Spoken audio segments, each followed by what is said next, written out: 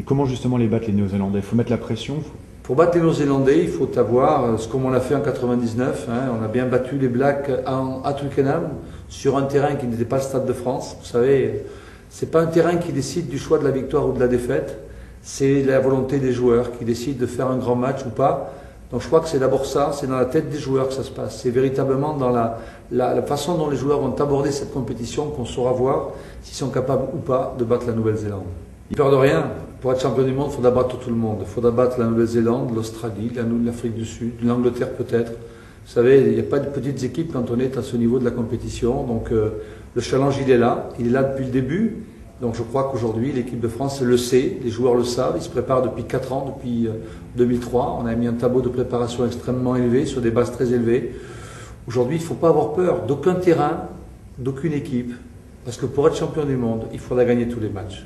Juste pour revenir sur les quarts de finale à Cardiff, il y a eu quelques rumeurs où on dit que vous avez été obligé de programmer les quarts de finale à Cardiff pour renvoyer l'ascenseur, comme vous disiez, aux Gallois et aux Écossais, enfin aux Gallois en l'occurrence, mais surtout parce qu'ils vous auraient donné leur voix au moment du choix du pays organisateur de la Coupe du Monde. Vous savez, on dit beaucoup de choses. Simplement, lorsqu'on est partenaire dans une compétition comme la Coupe du Monde de rugby, on assume ses responsabilités. J'ai été partenaire en 99 avec le Pays de Galles. Aujourd'hui, le Pays de Galles est partenaire avec la Fédération française de rugby. C'est dans cette obligation que se gère le problème de Cardiff aujourd'hui, dans ce quart de finale. J'ai eu un quart de finale en 1999 grâce aux Gallois. Je rends un quart de finale aux Gallois dans la réciprocité que j'avais signée. Donc c'est un engagement qui est tout à fait normal, honnête, qui fait partie des enjeux sportifs. On a l'obligation de respecter la parole donnée. À partir de là, l'équipe de France doit gagner ses matchs. Je regrette qu'elle n'ait pas gagné ce match contre l'Argentine qui aurait levé toutes les incertitudes. Malheureusement, le sport en dispose de façon autre. Et là, le sport l'emporte sur toutes les considérations d'organisation ou de procédure. Pour vous, qu'est-ce que c'est que la clé de voûte de l'équipe de France? La clé de voûte, c'est des postes importants de joueurs chevronnés. C'est Ibanez et Pelouse devant, c'est Josion Dominici derrière. Mais ça, c'est la théorie. Et il y a la pratique en fonction des hommes du moment qui sont en forme ou des hommes qui sont blessés qui ne peuvent pas jouer. Donc il y a un équilibre qui doit se faire entre les piliers, les hommes forts d'une équipe et la nécessité d'adapter ces compositions d'équipe aux évolutions des performances des joueurs et aux adversaires et au style de jeu des adversaires. C'est ça toute l'alchimie d'une équipe. Il n'y a pas, comme dans le Sud, la référence à une équipe type. Le Sud est vraiment porté sur une équipe type, même si on voit aujourd'hui les Néo-Zélandais ouvrir un peu le groupe. La Nouvelle-Zélande fonctionne un petit peu sur l'idée de groupe également aujourd'hui. Mais c'est la seule nation qui pratique de la sorte. On a le sentiment qu'on a vraiment besoin de trouver cet équilibre nécessaire entre des garçons chevronnés, des garçons qui ont de l'expérience, et tous les jeunes qui apportent de l'enthousiasme et du dynamisme. Le jeu de l'équipe de France, c'est le French Flair? Ou c'est quoi le French Flair? C'est plus que le French Flair aujourd'hui. Vous savez, quand on voit que le public se projette sur Chaval, le jeu de l'équipe de France, c'est le jeu de combat. C'est le jeu qu'on attend d'une équipe qui veut gagner, qui veut se donner les moyens d'aller au combat, et pas simplement de bien jouer. Je crois que l'important, c'est d'aborder toutes les phases de jeu, aussi dures soient-elles, dans le combat comme dans l'élégance, mais surtout avec la capacité de l'emporter et de la volonté de gagner. Revenons brièvement sur Monsieur Laporte, qui va bientôt être secrétaire d'État au sport, après la Coupe du Monde. Est-ce que vous avez eu un moment peur que ces ambitions politiques, le politique, clash avec le sportif?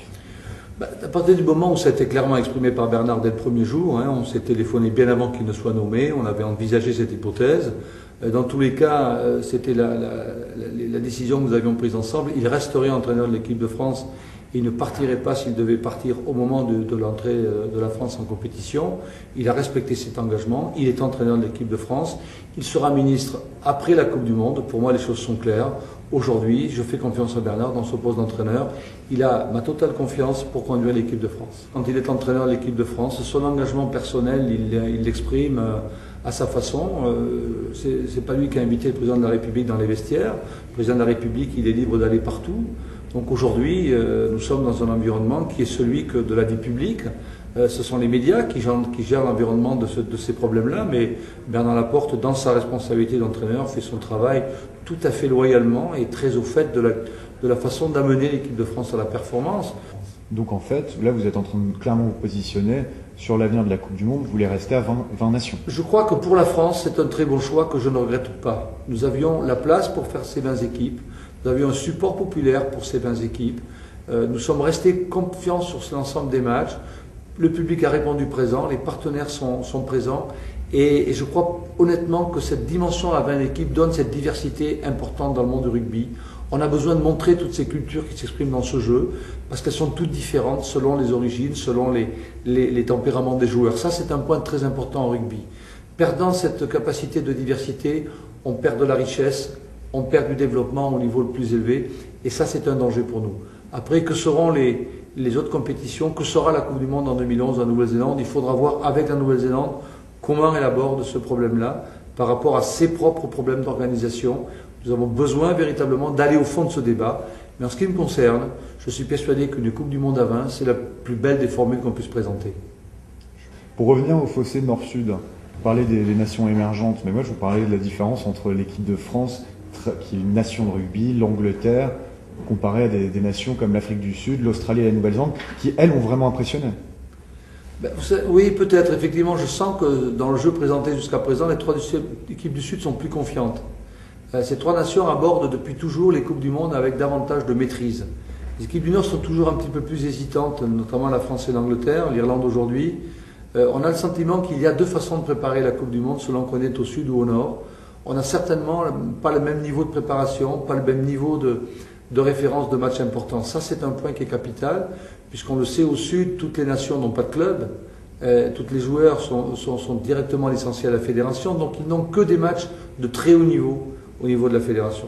En Europe, nous avons un système de clubs qui relativise ce dispositif et qui ne donne pas les mêmes niveaux de préparation au niveau des joueurs, mais ça fait partie de notre culture, ça fait partie de notre histoire, et aujourd'hui le club est le fondement même de notre préparation. Donc, sachons travailler encore s'il le faut sur ces éléments-là pour donner à nos joueurs davantage de confiance lorsqu'on dispute une Coupe du Monde, mais n'oublions pas, le dernier titre c'est l'Angleterre qui l'a gagné, c'est une nation du Nord, pourquoi pas la France cette année? Donc vous pensez qu'une nation de l'hémisphère nord peut remporter la Coupe du Monde? Bien sûr, personne n'est exclu de la compétition. Il y a une façon de l'aborder, il y a une façon de la vivre, puis il y a une façon de la gagner. L'Angleterre a montré la voie en 2003. Eh bien, je crois qu'il faut s'inspirer de l'exemple anglais. Quelle est la nation qui vous a le plus impressionné? Moi, c'est l'Afrique du Sud qui m'impressionne le plus. J'ai déjà dit à plusieurs reprises, j'ai vu l'Afrique du Sud jouer les Tri-Nations cette année. Elle a fait un gros travail dans la préparation de ses joueurs. Il y a vraiment une équipe très équilibrée, qui est très performante, beaucoup de jeunes joueurs, avec de l'expérience, avec vraiment beaucoup de qualité, avec 2-3 joueurs anciens qui apportent leur sécurité dans les phases clés, dans les postes clés. Je crois que ce sera une équipe extrêmement difficile à battre, mais en tout cas, elle a montré contre le Tonga certaines faiblesses, et pourquoi pas que notre équipe puisse profiter de ces faiblesses pour mettre l'Afrique du Sud en difficulté. Un petit mot sur le virevoltant, l'éblouissant Bryan Habana. Oui, c'est un joueur incontournable. Vous savez, pendant longtemps, on a dit oui, mais les Noirs dans l'équipe d'Afrique du Sud, ce sont des faire-valoir. Non. Aujourd'hui, les Noirs qui sont titulaires dans l'équipe d'Afrique du Sud sont les meilleurs à leur poste. Et Habana, c'est sans doute un des meilleurs ailiers du monde aujourd'hui.